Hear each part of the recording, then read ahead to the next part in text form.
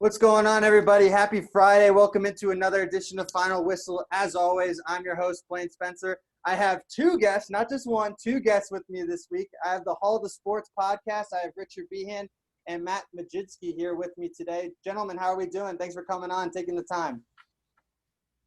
I'm great. I don't want to speak from that, but I'm great. We've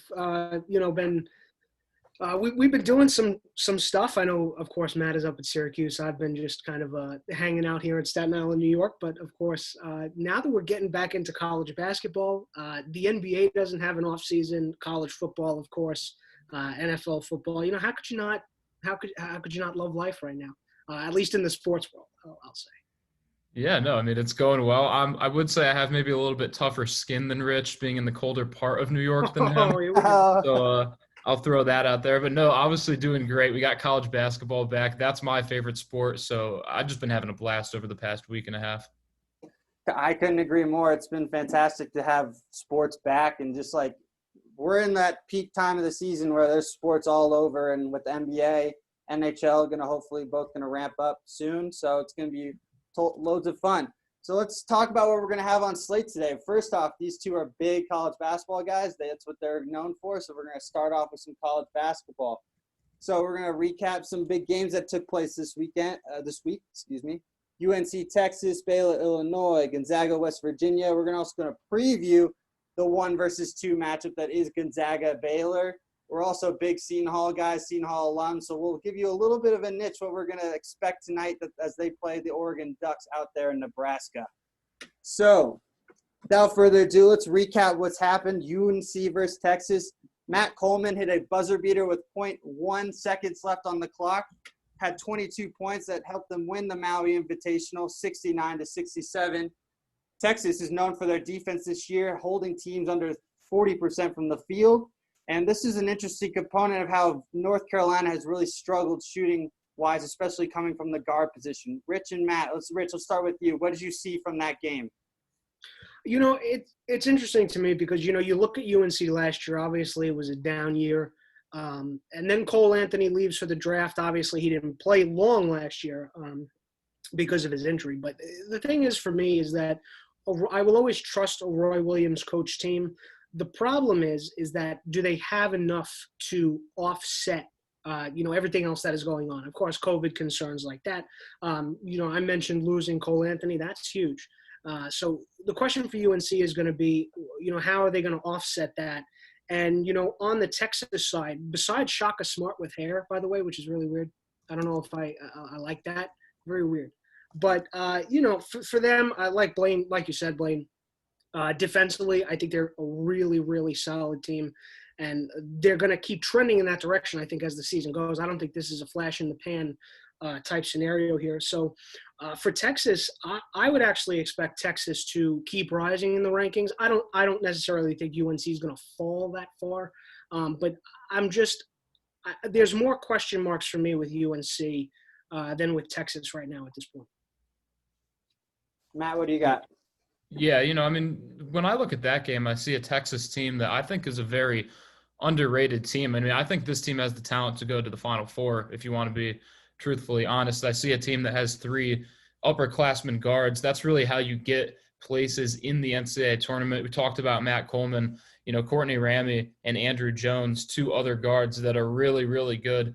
And again, I see a North Carolina team that I think is overrated coming into this year. You look at Garrison Brooks, and he's a fantastic talent. But when North Carolina was good really over the past 3, 4, 5 years, they had those big bodies down low. You look at a Kennedy Meeks, even a Luke May, someone that can push other guys around. He might have not have had the height, but he was a big body down there. I just don't see that with UNC right now, and I think that's why it's hurting them. They're just not recruiting like they used to.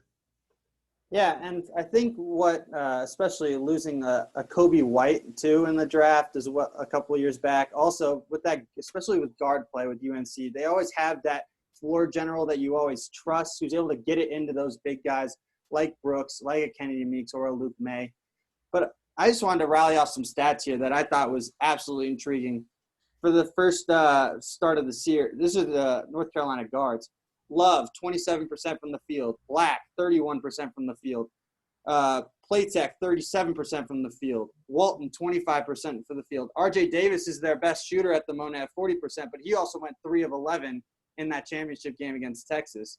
So I feel like they just do not have any shooting that anywhere on the floor at the moment, which is really hindering them. While for Texas, you could totally see the growth that Matt Coleman has finally taken on that leadership role to be that guy for Texas, where he's usually that second or third option in recent seasons. So I think that actually played a huge role for how Texas is growing and looking in the right direction while UNC is going in the opposite. Right, Rich? Yeah, I completely agree with you there. I mean, I think that when you look at this Texas team, again, you just look at all those guards that I mentioned before, and then obviously with UNC in that game, just if they had those bigger guys, maybe it would have been tougher for Texas to defend them. But, I mean, like you mentioned, too, the North Carolina guards haven't been as good either. I mean, you even look at, like, a Joel Berry in past years. You know, they just don't seem to have that dog that will take over, hit those clutch shots, because that's how they really lost that game. I mean, that was a winnable game, and Texas made the plays down the stretch. Yeah, you know, and like I kind of said before, I want to reserve passing judgment on some of these teams early in the season because, again, not everybody got shut down because of COVID-19. But, again, this is a season that I think is going to be mentally draining, not only on players but on coaches as well. So I'm going to try and this is just me this season. I'm going to try and be a little bit – I'm trying to give a little leeway this year. But, you know, especially early in the season, there's a lot of stuff that needs to be worked out. Of course, a lot of stuff off the court as well. So for these teams, I'm going to try and, you know, hold back on judgment for as long as I can. But, you know, there are some things that you need to see where you're like, okay, you know, we're not shooting the ball right now. We just can't make it a trend, right? You know, we can't bridge it over, you know, 5-6 games. You know, you see it one game, all right, forget it. But you don't want it to be a trend. So I think that's the thing that's you're going to have to watch out for this year is these teams saying, okay, you know, let's put the past behind us and let's get to playing our basketball. Absolutely. And picking off of what you just said, Rich, I know, especially in this very fluid season with the whole COVID, I think it's going to be the most unique season that we're going to have. And I feel like with teams scheduling, losing games, finding games within a day or 2 days before they're actually going to go out and play, I feel like the freshmen almost have a little bit more of an advantage because it's going to be more of an AAU type of feel. You're just going to go out there and play. You're not going to do as much in-depth research if you're going to schedule a game last second. So I was wondering what you guys think of how that the freshmen might be able to excel a little bit more this season, especially with all the scheduling mishaps that might be going on throughout the year. You know, that's going to be a huge thing because it's going to have to be so fluid. You know, like you said, you think you're playing one game and then you have to play a completely different game, fly halfway across the country. It could help the freshmen, 100% from a scouting perspective.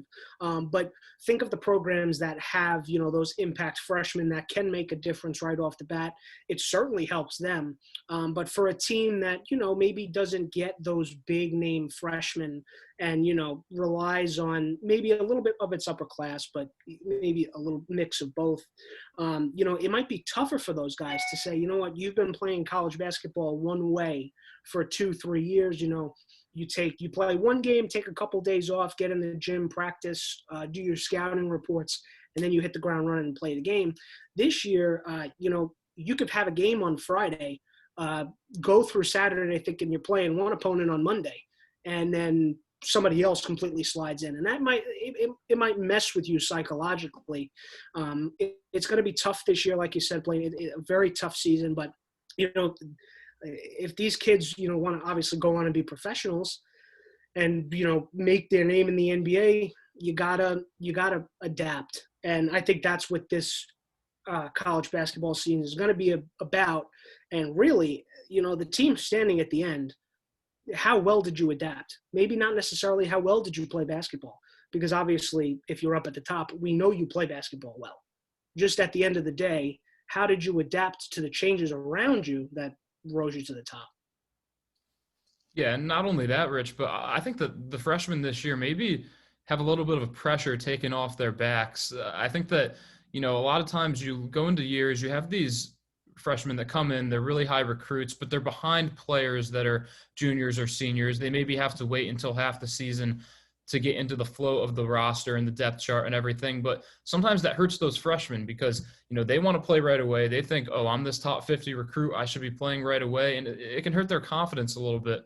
I think now you see, whether it's players being out with COVID, whether it's coaches saying, hey, we don't know what's going to happen in the future, I need to get these freshmen involved from day one. I think that can help the growth, because there's no better way to grow really in any sport, and particularly in basketball, than playing in the game. It's one thing to improve during practice, but it just helps the confidence so much when you play in the game. And I think you're going to see that a lot out of some of these freshmen that maybe in other years wouldn't have really gotten into the rotation until later in the year and maybe even fell out of the rotation. I think you're going to see them become a strong force in a lot of these teams and a lot of deeper teams as well. Yeah, definitely. You guys both made some valid points, and I feel like conditioning is also going to play a huge role of why you're going to see so many more teams go deeper into their bench, especially to start the year with the no really of a preseason, no real training camp going into the year. So we'll definitely see how this season unfolds. Well, let's transition to one of the other major games that happened that day. We have Baylor, Illinois. That was a top 5 matchup that took place. The Baylor Bears took down the Illini 82-69, which really has been a caveat to what Baylor has been doing lately, trying to transition now that they've become a full zone defense, which is really unique. Only a handful of teams do it. Syracuse, where Matt's at right now, is the most known for that. But I think they held Ayo Dosunmu to 33% shooting, which is a huge difference maker of that game, being able to hold probably easily one of the front runners to take down the Wooden Award or the Naismith Award for college basketball this season. So I want to get you guys' take of how you've seen the Baylor Bears. They've had a little bit of issues with scheduling and COVID already, but they've already taken advantage of some massive opportunities, taking down Illinois, and they have a huge challenge tomorrow taking on the number 1 team in the country, that is Gonzaga. Yeah, and I think we're going to talk about Gonzaga in a little bit, so I won't go there yet. But Baylor is one of those teams that was stopped because of COVID, but it looks like they haven't even missed a beat. That's just how stacked this roster is, for lack of a better word, honestly. And to talk about what you were talking about before with them going to a full zone defense, the thing that stands out to me is athleticism. I mean, this is a team that will beat you up and down the floor. They will space the floor on you very well. It's a very athletic team. So, when I see a score like 82-69 in the favor of Baylor over Illinois, who's still a very good team, obviously, but it says to me that, I don't think this is one of those beginning of the year flukes. I think this team is actually very strong and very solid up and down the lineup. And they'll be there at the end, especially if teams fail to figure out this. If teams fail to figure them out defensively, it's going to be a long season for their opponents. Yeah, and I want to talk about Illinois for a little bit because I really thought that Illinois was going to win that game going into it. Between Kofi Coburn and Ayo Dosunmu, I just think those are 2 of the top 10, 15 players in the country. Illinois maybe needs a little bit more out of other players on that team, but I think as far as a duo, I don't know if it gets much better than that. But for Baylor's credit, and Blaine, thanks for mentioning my connection to Syracuse because that's what I was going to go into. You talk about a team going full zone. Not many people know this, but even though Jim Boeheim's known for his 2-3 zone, he didn't really commit to it fully until 1996. Now, before then, he had made a Final Four in 87, but the interesting thing is he commits to that zone that year. Syracuse makes the Final Four. And he said that the reason is that, we were going between man-to-man and the zone defense. And he said that, something clicked. And he's like, if we practice just one of these, which is the zone, they were going to the zone to stop opponents. That's the reason they would switch to it. Is that if we commit to this full time, our defense would be that much better. And I think that's what you're seeing out of Baylor because, Illinois, I expect them to score 80 points or more in most games. And in that game, it just looked like it was far from that. Obviously being held below 70. And, if Baylor can add a little bit more on offense, that's going to be a tough team to take down in March. Yeah, and the one issue that I had with with Illinois was that definitely what you brought up, Matt, was the maybe scoring from more versatility other than that duo. Especially like I was a little alarmed when Ohio U they had to squeak by very late with that 3-pointer to take that game down against the Bobcats.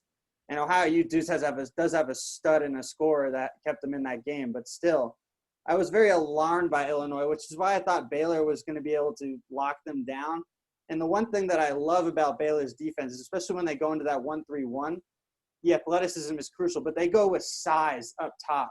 They put usually like their small forward or power forward who's got the length who can stretch the floor, who's able to create havoc with the deflections, which Baylor's zone defense has now become accustomed to, is deflections and you run after that. So very interesting to see how the athleticism of Baylor, how they're matching up. And especially for Illinois, I think they still have a long way to grow.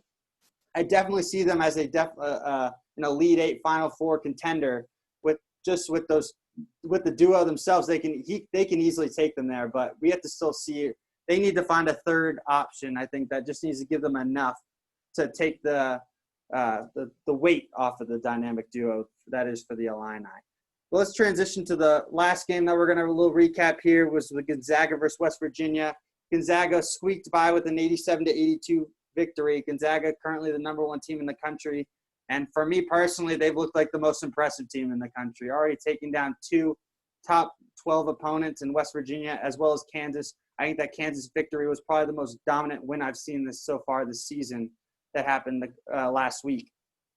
I am a little alarmed with the Jalen Suggs foot injury. When he came back in, he didn't look as healthy as you want, especially as a stud freshman.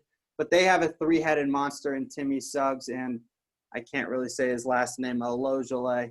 I think that I might have botched it, but oh well. But still, they shot 49% from the field. That offense is lethal. I think they're a little bit susceptible on the defensive end, though, which might be their only critique that I have at the moment. West Virginia was able to only shot 38% from the field, but they got to the free throw line plus 35 times, which kept them in that basketball game. Matt, let's go to you first. What do you see from the Gonzaga-West Virginia matchup? I also learned a lot from the Mountaineers as well, that they're going to be a tough out, especially in the Big 12.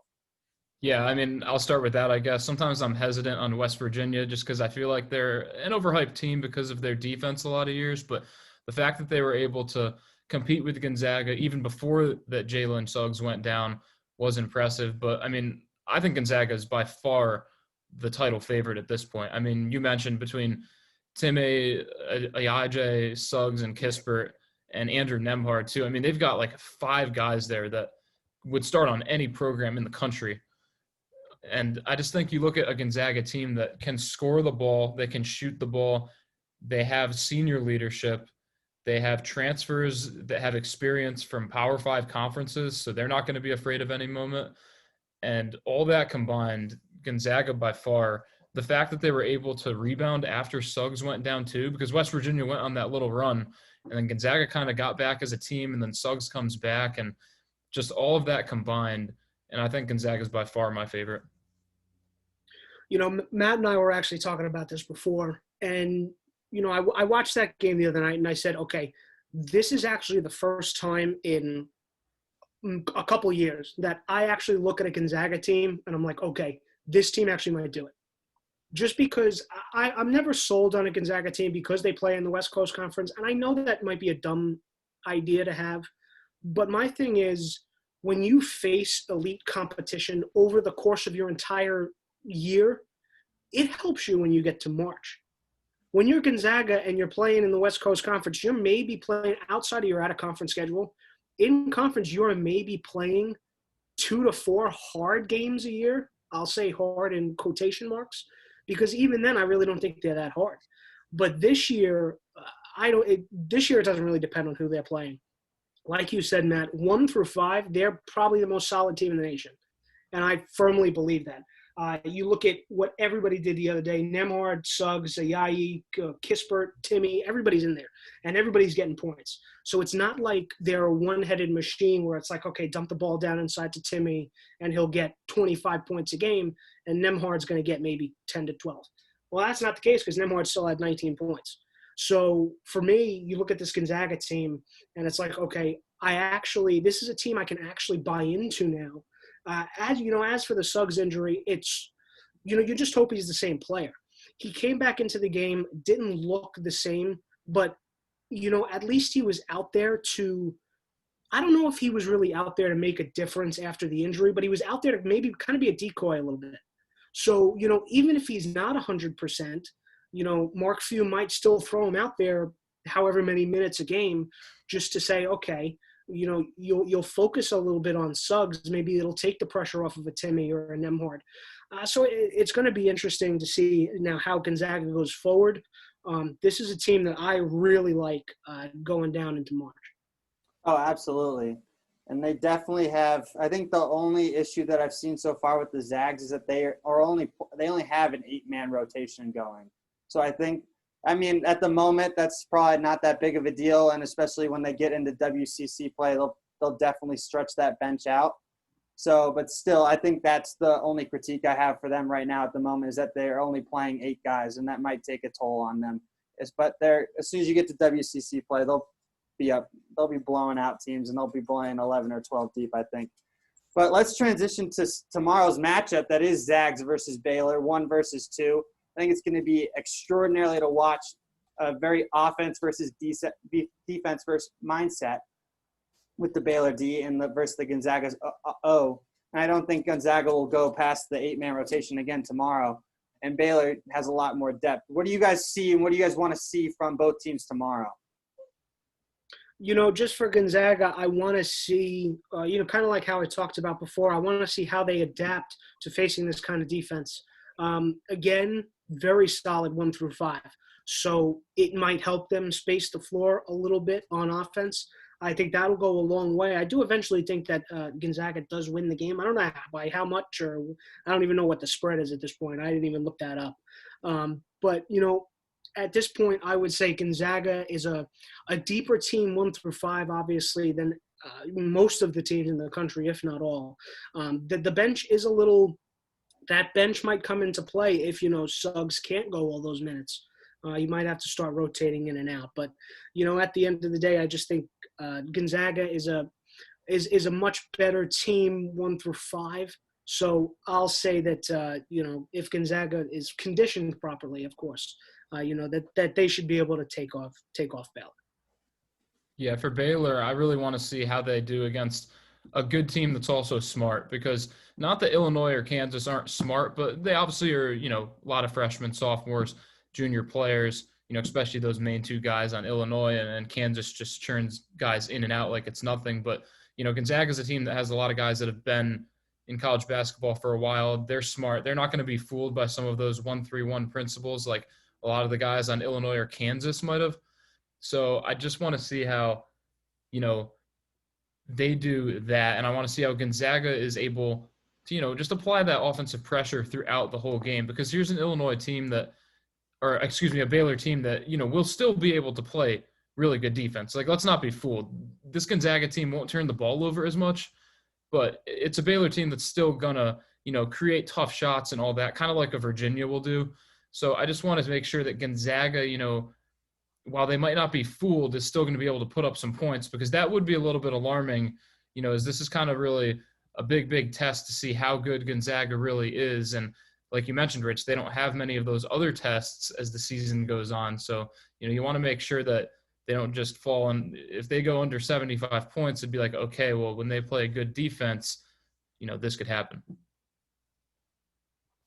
Yeah, I think this is going to be a very unique situation for both teams, especially I think the Gonzaga guard play is going to be very critical, especially in that zone. You're going to have to shoot over the zone probably 7 times out of 10, and they have absolute snipers with Kispert and Nemhard.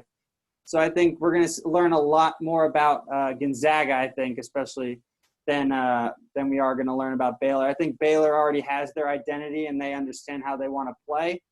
I think we're going to learn with Gonzaga, with all these new pieces that they've brought in, to really see how they're going to flow together. And I think the line is 3.5. I think if you're a sports bettor out there, I would take the Zags at 3.5. I think they're going to probably win by 7 or 8 points. It'll be a very close game, but I think Gonzaga has at the free throw line will be the difference, especially late in the game.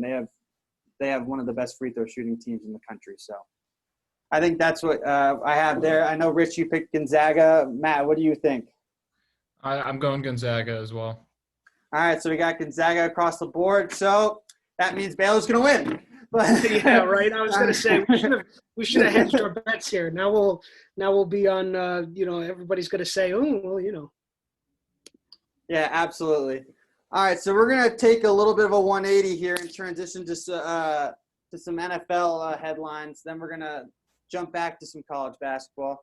But here we're going to talk about the Wednesday night football game that took place that was postponed about 15 times due to COVID-19. Realistically, it was only 3. But the Pittsburgh Steelers took down the Baltimore Ravens 19-14. Very ugly and sloppy game that took place at Heinz Field. But it almost felt like a little bit of a Pittsburgh-Baltimore feel, sloppy in the trenches. You're going to see some different things there. Pittsburgh ended up winning 19-14. It looked like Pittsburgh felt like they were in command until Baltimore made a very late push and actually had a chance to potentially steal a win there. And I think Pittsburgh now 11-0, they're trying to figure out how to just win at this point. It's just winning ugly. They don't care how it's done. Just keep winning and stay ahead of Kansas City to take that 1 seed. RG3 ended up getting the start over Lamar Jackson, who tested positive for COVID. RG3 was actually doing some damage with the QB run until he pulled his hamstring in the second quarter, which probably was a unique component there.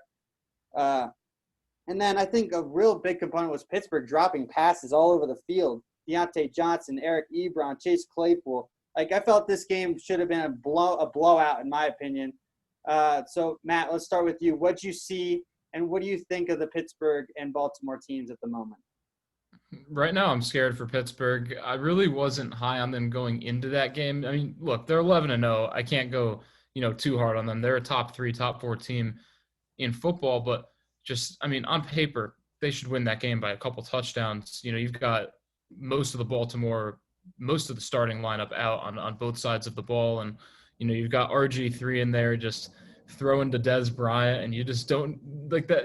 You can't be having that out there. I just expected Pittsburgh to run away with it. I think the reason Baltimore was in the game is because, Baltimore creates that, that turnover in the first quarter. Pittsburgh misses the extra point. It was just like, okay, like a couple of stuff is going right for the Ravens. But out of Baltimore, you've got to see a team that they're going to have to rattle off 4 of these last 5 games, because this team is 6-5 right now.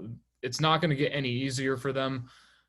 Pittsburgh's fine. They have nothing to worry about, but it's Baltimore that, they have a lot to worry about if they want to make the playoffs or not. But, when you look at it, both teams, Pittsburgh's still a really good team. It's just that game against the Bills, I think, is going to be where you really see how good this team is. It was interesting for me going into this game because, all right, it got postponed 3 times. But if you took everything and you looked at it from a Ravens perspective, you said, okay, Lamar Jackson is out. Okay, so we're going to have to start RG3. Our whole running back room was either COVID or COVID traced. So no Mark Ingram, no J.K. Dobbins, and really no Gus Edwards. Okay, so you say, who do we have on offense? How are we going to make this work? The Steelers should have blown this game out of the water. I mean, really, the Steelers, I don't think it's unfair to say that the Steelers might be the worst 11-0 team I've ever seen in my life. Because this is just, I don't understand. This team is very confusing. This team has one of the top defenses in the league. Big Ben has shown again that he can still play it at an elite level. He has wide receivers out of nowhere. He's got Eric Ebron. This offense should be fully loaded. It is fully loaded. It should be fully clicking, and it's not. You talk about dropping passes. You talk about missed opportunities on special teams. The fact that this game was even close. And again, there's some COVID part to it where you're like, okay, game gets suspended 3 times. You don't really know when you're playing here and there or whenever. But at the end of the day, you look at the Steelers team on paper, and then you look at that Ravens team on paper, and you're like, how did this game finish like this? It makes no sense to me. And, Matt, you brought up a great point. During the broadcast, they showed the Steelers' last couple games, however many games they have at the end of the year. They have to play the Bills. I think that's a loss. They have to play the Browns. They might lose that game too. So there's no way this team finishes undefeated in the regular season. And now you look at them on the defensive side of the ball. Yes, I said they have one of the best defenses in the league, and they do. But now Bud Dupree is injured and he's out for the season. So you're getting to the point in the season where, the injuries start to pile up. And the defense has essentially, done a good part in carrying them so far through this season. Is TJ Watt going to keep stepping up? I mean, you can't ask your defense for that every week. So at the end of the day, Big Ben's delivering the ball. Chase Claypool, Deontay Johnson, Juju, Eric Ebron, this team should be good enough to keep it going. But, I mean, that was not pretty at all. Yeah, absolutely. And I think Pittsburgh actually they could easily lose 3 or 4 games down the stretch, I think. And they might slip all the way to a 2 or a 3 seed, which is kind of scary to actually think about. That but you can just tell that they haven't figured out their identity. They don't know who they are yet, especially offensively. They haven't decided if they're going to be a ground and pound team or if they're going to throw the ball all over the lot with Big Ben. And I think probably their most successful way is to be a passing football team with all those wide receivers and tight ends. But I think they haven't figured it out yet, especially playing at Heinz Field. And you think of Pittsburgh, you think of defense, you think the terrible tally, you think you're going to run the ball down your throat with Jerome Bettis. So you feel like Pittsburgh is just still trying to figure out who they are, which is almost too little too late to have your identity trying to find at this point. So I just want to get your quick input, guys. Who are your guys' top teams to contend at the moment? Let's start with Rich. Who do you have? Just give me your top 2 teams in both conferences that you think are probably going to be in the conference championships. It's such a tough question sitting here right now. I mean, obviously the Chiefs are up there. I like this, even though I think they're going to lose a couple games down the stretch. I still do think the Steelers will be there at the end, however long they get through the postseason. But, the Chiefs are they're too good on offense. We had the same conversation last year. Okay, the Chiefs' defense really wasn't that good, but their offense was just that much better that it didn't really matter that the defense wasn't that good when you score 40 points a game. So I think you're having the similar conversation this year with the Chiefs. I think the Steelers will be there at the end. I think the Bills have a good chance of being there at the end. I know I'm not really giving you a straight answer, but I think these are some teams that I would look out for. On the NFC side, at the start of the season, I really thought it was going to be the Seahawks. Russell Wilson was playing at an MVP level. Now he's kind of fallen off, and that defense is atrocious. I mean, they trade for Jamal Adams and they get worse, which I still don't understand how that happens. But I thought it was going to be the Seahawks there for a little bit. Then I thought maybe the Bucs do figure it out. Maybe Brady and Arians do figure it out. And then he goes and throws 3 picks, last week or the week before. So at this point, the Saints had a really good chance before Breeze got hurt. I like the Saints, but Taysom Hill's done a good enough job. Will he be a good enough quarterback in the postseason to get it done? No, probably not. So the NFC, I would say, is really up for grabs. But I'll give you the Packers. I think the Packers are there at the end. Well, Rich did about 15 teams there. So I was gonna say I gave you the whole. He picked everyone that was in contention, basically. Picked the original too. No, I mean, because I agree with Rich though. I think there's so many teams that are there. But if I had to pick 2 in each conference, Kansas City's got to be number 1 in the AFC. I'm tempted to go with Buffalo at number 2 just because, really one of their only main losses was to Tennessee. And since then, especially over the last 3 or 4 games, they've really gotten the defense a lot better. And, again, that Pittsburgh game will be key because if the Bills don't really come out that big against Pittsburgh, okay, I'll probably, move on to either Pitt or Tennessee. But right now it's got to be the Chiefs and Buffalo for me. And in the NFC, I think Green Bay is a no-brainer. I think if I'm picking a Super Bowl, it's Kansas City and Green Bay. but I'm actually going to go with a whim right here and go with the Los Angeles Rams as my number 2 in the NFC. This is a team that's defense has given up less than 23 points in each of the last 3 games. They had a rough outing against the Dolphins, but really over the past 5, 6, 7 games, that defense has been real good. It seems like Jared Goff is playing a lot better on offense. He had a really rough game against San Francisco, but before that, he was throwing the ball really well. So I'd like to see, obviously, how they do over the next couple games. They got a tough game against the Cardinals coming up, and then down the stretch, they've got the Seahawks in Week 16. But right now, something just telling me the Rams, I mean, they're really kicking it in full gear lately. Yeah, and I think we didn't really mention – you just mentioned the Rams. I think the Rams, especially have the most complete team at the moment. They know what – they have the offense, they have the defense, they have the special teams.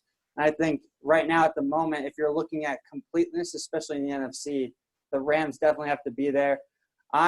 For me, I'm a huge advocate of the Green Bay Packers as well. I mean, I'm diehard Aaron Rodgers growing up in the Bay Area.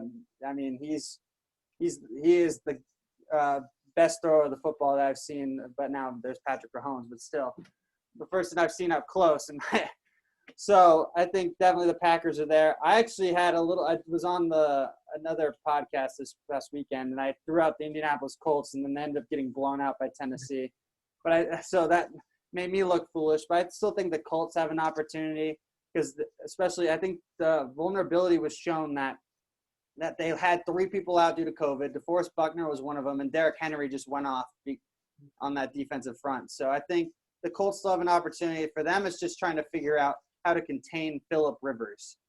You limit the Phillip Rivers turnovers, you're going to have a chance in every game. So I think that's the opportunity for the Colts. I also have the Chiefs as well. And then I had the Packers as well. And I still have hope for Tampa Bay. I think they are going to figure it out. Their schedule is a wash for these games. They're going to have a very good opportunity to run the table and figure it all out. So those are my 4. But we're going to jump back. We have a huge Seton Hall game tonight. We're all Seton Hall guys. So the Hall is going to be taking on Oregon tonight. Oregon has only played 1 game. They lost to Mizzou earlier this week. Well, we're coming off of our first victory over Iona.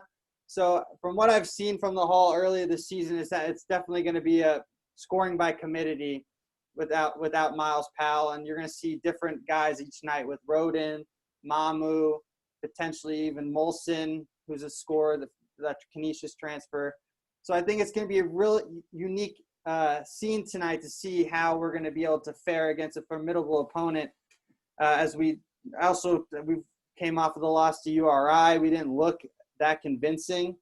So, Rich, let's start with you. What do you expect to see from the Hall tonight against Oregon?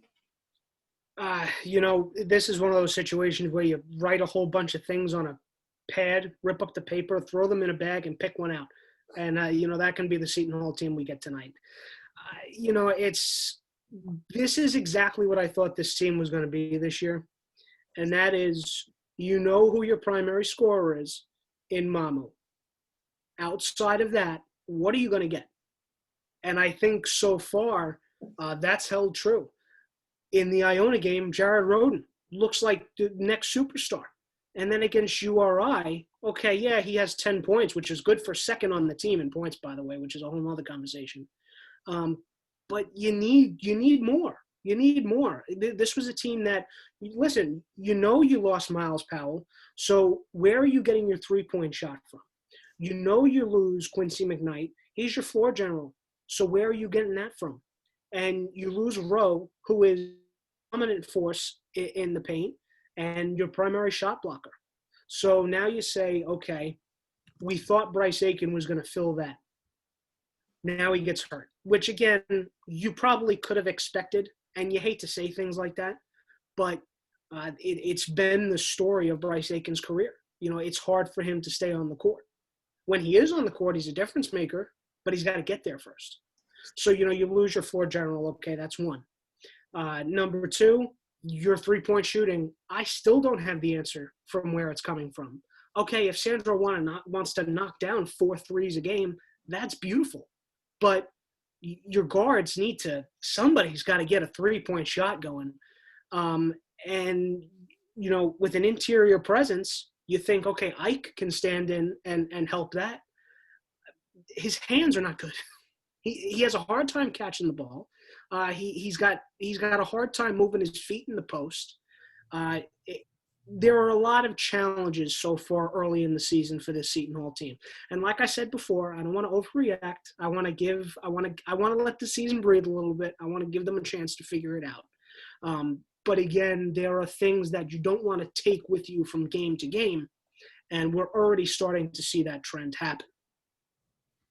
Yeah, to kind of go off of Rich's point, I mean, yeah, you see Sandro and Jared that I think will be the main two scorers all season long. I'd like to see Takal Molson step it up. I think he has a good frame of a guard who will be able to use his body if he can, continue to improve. I mean, he looks like he can hit some shots from three, and it looks like he can drive into the lane a little bit. Just hasn't really been able to finish much. But again, here's a guy who sat out a whole year, and now he's coming back in the middle of a pandemic. I mean, that might be one of the toughest comebacks, of any of these people playing college basketball. But I think that Sandro is going to have a big game against Oregon, if you want to know the truth. I mean, Oregon only has one guy that's taller than 6'9". That's N'Faly Dante, who's 6'11". He won't be able to guard Sandro out on the perimeter at all. So you might see Ike in there. If I'm Kevin Willard, I'm putting Tyrese Samuel in there as well, with him and Sandro at the same time. Now, I know Samuel has had trouble with his fouls in the first couple of games, but if you can somehow get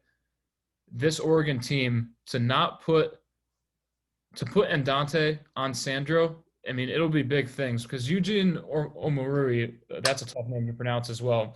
He'll be able to bang down low. He could maybe, Sandro could have some struggles with him down low. He's only 6'6", but he's just a huge body.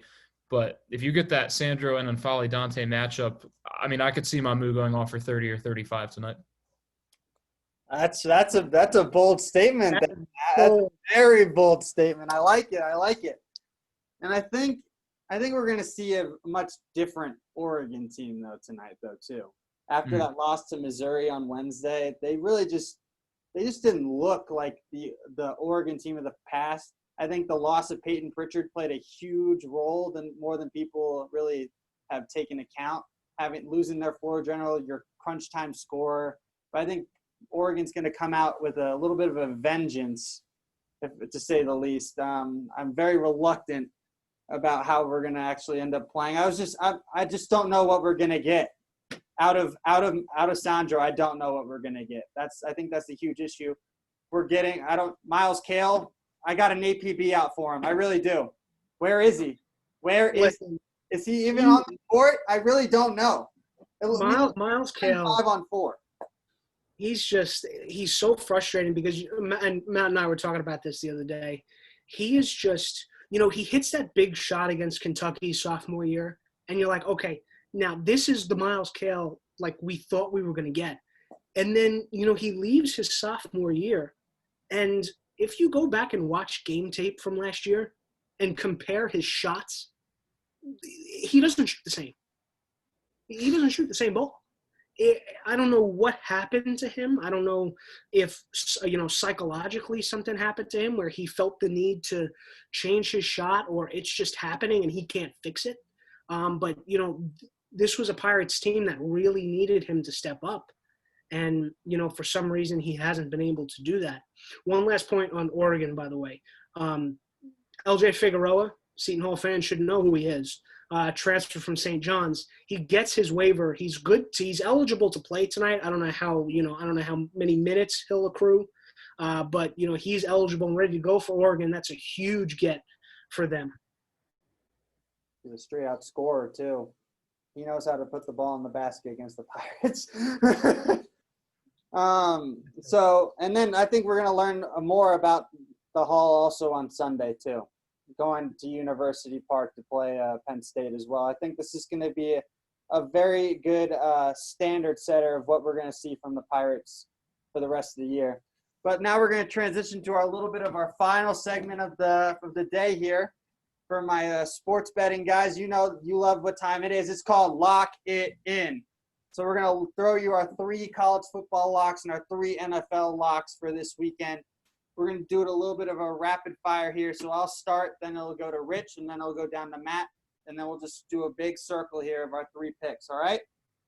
So we're going to start off with some college football.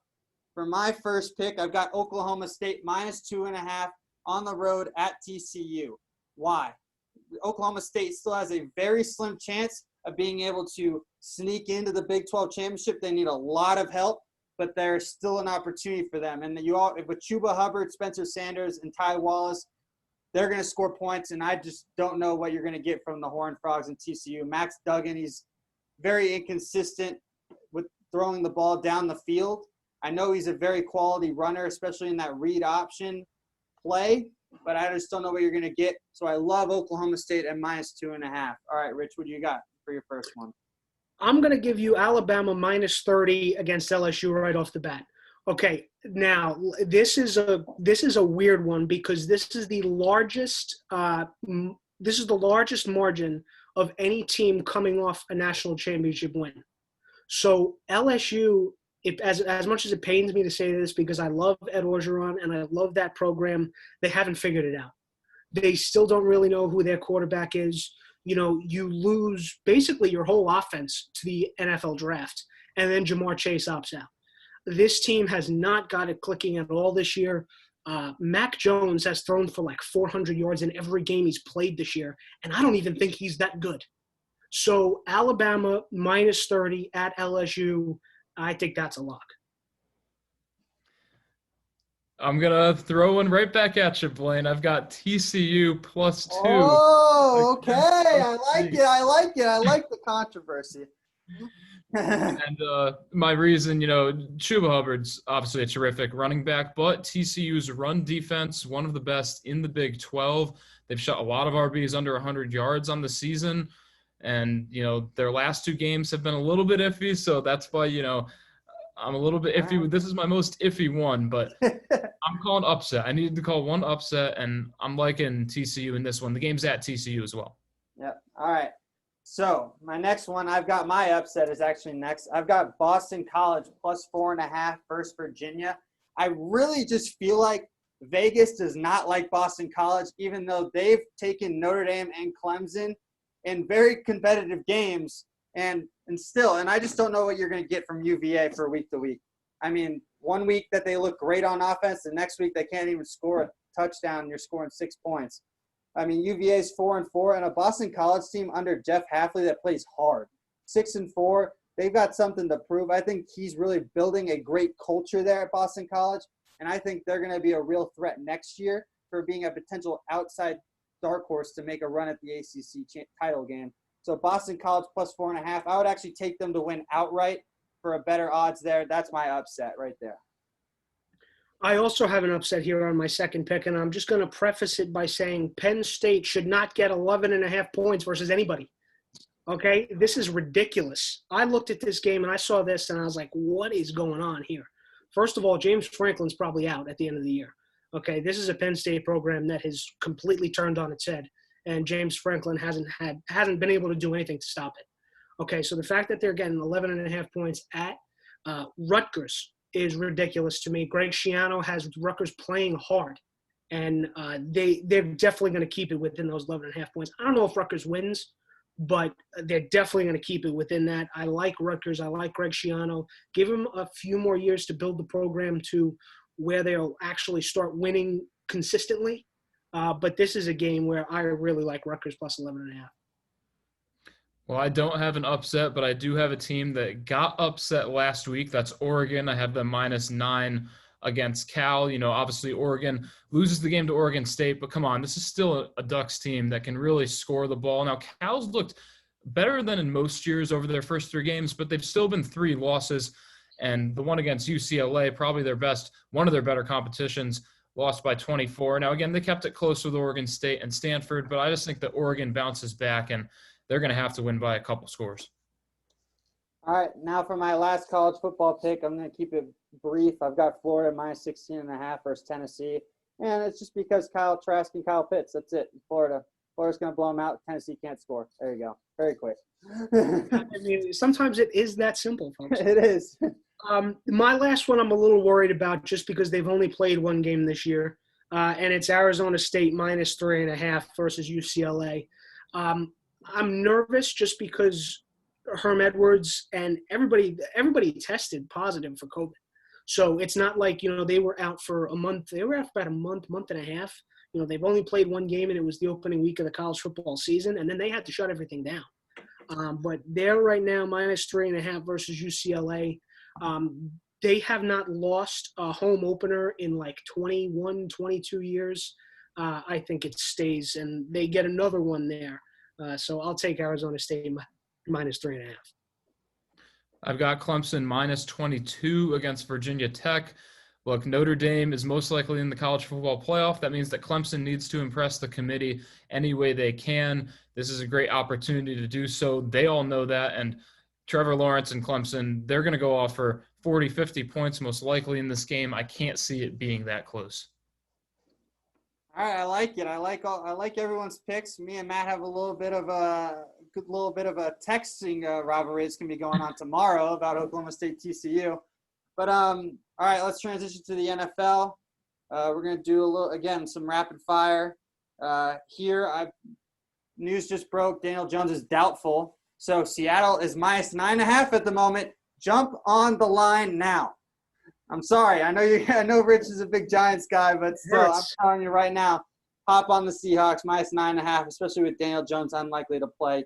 They're going to be starting Colt McCoy. I just don't know what you're going to get out of that Giants offense. They did not look good in that second half against Cincinnati. So give me Seattle -9.5. Before that spread will probably be up to 13 by the end of the day. So.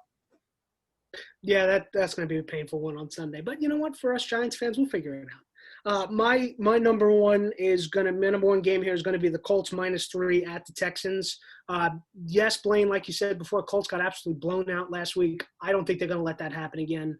Texans are now without Will Fuller. It really hasn't been clicking for Houston all year, so Colts -3 at Texans. I've got Detroit +3 at Chicago. New coaching, maybe a new game plan. It could be a little bit rough, but Mitch Trubisky has been nothing short of awful this season. And if you guys remember that first game that these two teams played, the Lions were beating the Bears by a lot. And then the Bears came back and won that game. But this just isn't the same Bears team that was playing that well in the beginning of the season. Again, new coaching, a little bit iffy, but I think Detroit will cover +3. Very good. I've got next one. It's a little bit of an upset. I mean, the spread's even at the moment. I'm taking the LA Chargers over the New England Patriots, actually. The spread is even. I think it'll probably be New England favored at that point by kickoff. But I just like the LA Chargers offense, and I know the Patriots are going to keep every team in the game with how lackluster their offense is. It's nothing short of atrocious as well. So I just don't know if they're going to be able to score the ball enough, and I love me some Justin Herbert at the moment, so give me the Chargers. I will take the Dolphins -11.5 versus the Bengals. This is more of an indictment on the Bengals than it is the Dolphins, because with Brandon Allen behind center, coming from a Giants fan who watched the game last week, the Bengals can't move the ball. Okay, so take the Dolphins -11.5. Who knows? Maybe you'll get a Fitzmagic game, and the Dolphins will run up the score. But I like Dolphins -11.5. I've got Vegas -8.5 over the Jets. You know, the Jets have made some games close, but it's kind of a must-win game for the Raiders. And the Jets are allowing, about 110 rush yards per game, which it could be worse, but you've got Josh Jacobs there. I think he'll have a pretty big impact in this one. Actually, Matt, you stole my third pick, so I also have Vegas -8.5 versus the Jets. And I think Vegas getting manhandled last week against Atlanta is going to allow them to take it out on New York this weekend. So, again, let's just keep it short. Vegas 8.5. Take that one as well. Poor Jets, man. They can't catch a break. When I was looking at the games, I was really surprised by this. The 49ers are actually favored against Buffalo. I don't like that. Give me Buffalo +1 against the 49ers. Even though the Niners are getting help back, Raheem Mostert comes back. Richard Sherman's going to be back. They're still missing two big pieces on defense. And, do you have faith in Jimmy G? I do, but I know a lot of people don't. But the fact that the 49ers are favored in this game, and they're going to have to play in a totally new stadium. They can't play at their home stadium. I don't like 49ers -1. Give me the Bills +1, and maybe even a win outright as well. Rich, you stole mine, so I'll put it up to a pregame lean of Bills -2.5. I think the Bills will win by at least a field goal, and I just agree with everything you said. New stadium, they got guys coming back, but it's a Buffalo team they're playing pretty well. Yeah, and San Francisco's been playing in Arizona, so you don't even know how they're going to be able to handle whatever they're going through at the moment. But Rich, Matt, I want to thank you for taking the time out of your day, out of your Friday, to come on and hop on Final Whistle. I appreciate you guys taking the time today, guys. Of course, this was a lot of fun. We got to do this again, all right? Definitely. This was great. I just hope that my picks end up better than yours. Got a little competition there. Oh, boy, here we go. Always competition. All right, everybody, that's our Friday edition of Final Whistle. Look out for another edition next week. As always, I'm out on Tuesdays and Fridays. Have a great day, everyone. Enjoy your weekend. Have a good day.